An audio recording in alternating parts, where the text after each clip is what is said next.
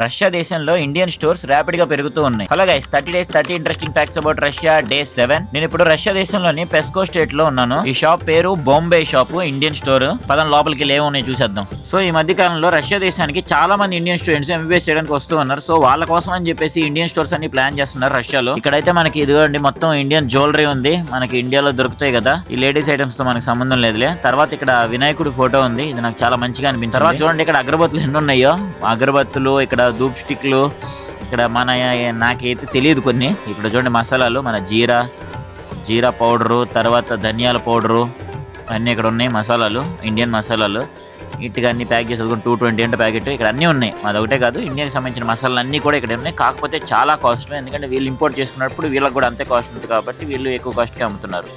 తర్వాత ఇక్కడ ఏంటి అప్పడాలు ఇవన్నీ ఉన్నాయి, పర్లేదు ఇవన్నీ ఉంటే చాలా బతికేయచ్చు. ఇవన్నీ పూజ సామాగ్రి హిందూస్కి.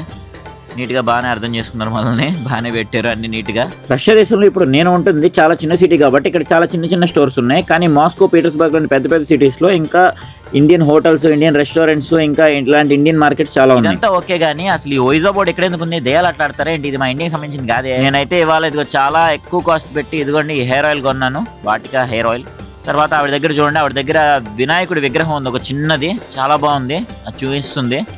ఇన్ఫర్మేషన్ మీకు నచ్చిందని అనుకుంటున్నాను. నచ్చినట్టయితే కనుక షేర్ చేసుకోండి. రేపు వచ్చే ఇంట్రెస్టింగ్ ఫ్యాక్ట్ మిస్ కాకూడదంటే ఇప్పుడు సబ్స్క్రైబ్ చేసుకోవడం మాత్రం మర్చిపోకండి.